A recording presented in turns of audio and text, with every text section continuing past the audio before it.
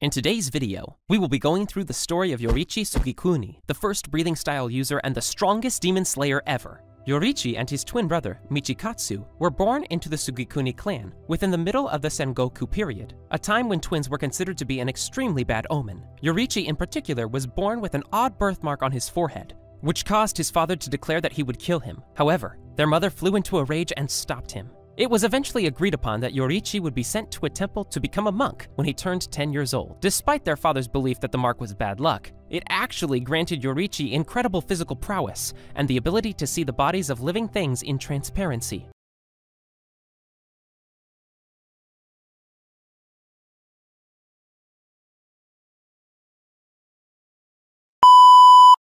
Yoriichi grew up very differently from Michikatsu, being given much poorer food and education than his brother, and confined to a small 3-tatami room away from the rest of the house. He never spoke and was thought to be deaf as a result. His mother subsequently made him Hanafudu charm earrings in the hopes the gods would bless him with the ability to speak. He also was frequently seen clutching his mother's side. Because of this, Michikatsu found him pitiful. Still, his brother often snuck behind their father's back to see Yoriichi, even giving him a handmade flute as a gift to comfort him. One day, when he was 7, Yoriichi smiled and spoke for the first time, declaring his intent to become a samurai, like his brother, after watching Michikatsu practice sword swings, startling him. However, Michikatsu was dismissive of this sentiment, as it was well known that Yoriichi would be sent to the temple when he turns 10. Still, one of their father's men tasked with training Michikatsu decided to humor Yoriichi, showing him a simple stance. Unexpectedly, the young boy flew into action after assuming the stance, landing 4 blows against the man and shocking his brother, who, despite his training, had never landed one.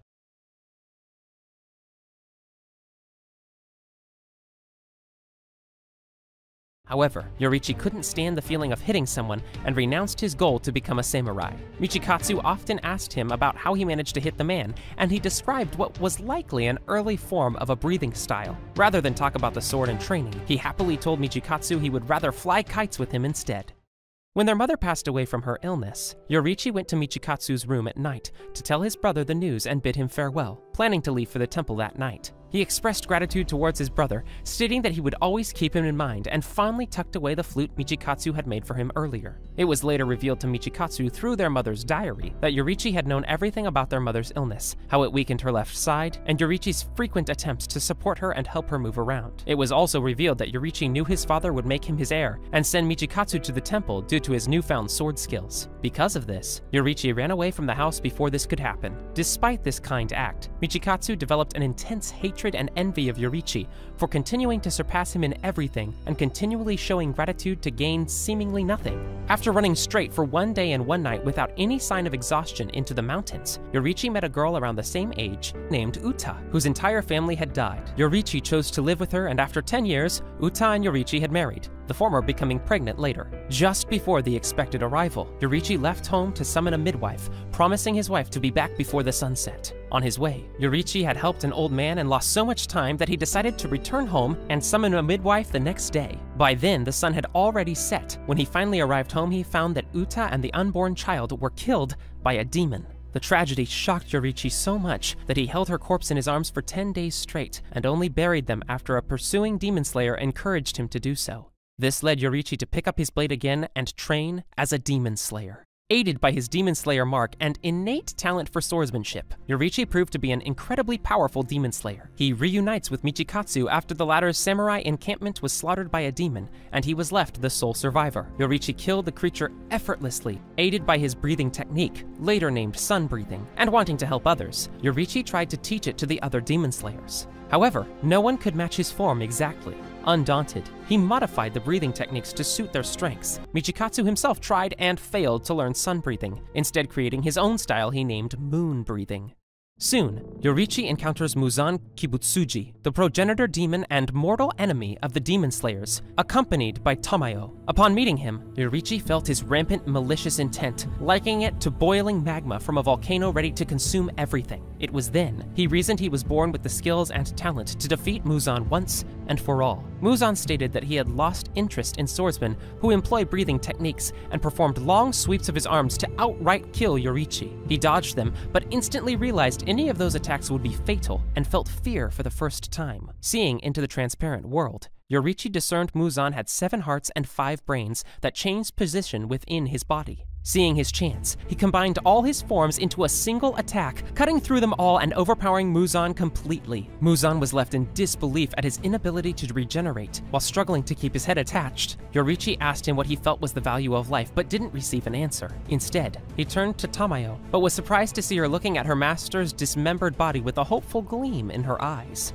Moving to kill him once and for all, Yoriichi instead heard the sound of teeth cracking as Muzan's body burst into hundreds of small pieces. Caught off guard, he was only able to destroy 1,500 of the 1,800 pieces, leaving the rest to escape for Muzan to regenerate again. Tamayo was on the verge of tears as she realized Muzan learned how to avoid death by decapitation, cursing the survival of the man that ruined her life. Upon realizing the Kibutsuji curse failed due to Muzan being weakened so much, Tamayo was surprised. Yoriichi approaches her and she told him everything he needed to know about Muzan. As thanks for her aid, he let her go free. Soon after this, several demon slayers came to report to Yoriichi that his brother had betrayed the organization and become a demon.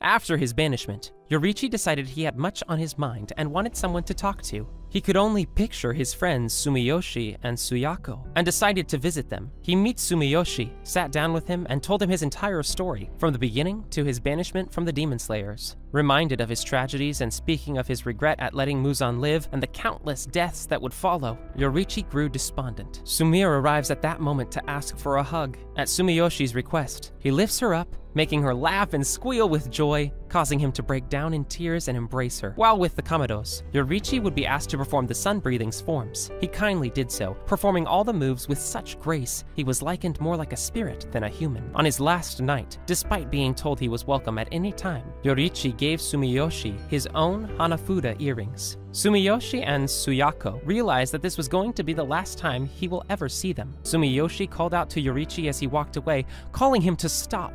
He reminded that he saved them, and he voiced his promise to preserve the Sun-Breathing's forms through his descendants. Hearing this, Yoriichi turns and smiles brightly, thanking the Kamados and waving them farewell. Yoriichi lived till his 80s, but eventually went blind as he continued slaying demons. On the last day of his life, he would personally confront Michikatsu, now known as Kokushibo. Devastated at what his brother had become, he cried, and Kokushibo could only show disgust that his younger brother was old, but still alive despite having the mark. In spite of his love for him, Yoriichi knew he had to kill him and prepared to strike. Kokushibo's disgust turned to fear upon seeing that Yoriichi still was the same capable and powerful warrior from before, slicing through his neck without Kokushibo able to even draw his blade. Angered at being surpassed again, Kokushibo waited for the next attack. Unfortunately, it never came. Yoriichi passes from old age untouched. Angered that his one chance at a fair battle is gone, and the man who nearly killed Muzan and him is now dead and undefeated forever, Kokushibo would strike at his brother's corpse in scorn, only to realize Yoriichi carried the flute he gifted to him when they were both still children. Unable to sever his connection with Yoriichi, Kokushibo took the split flute and carried it with him.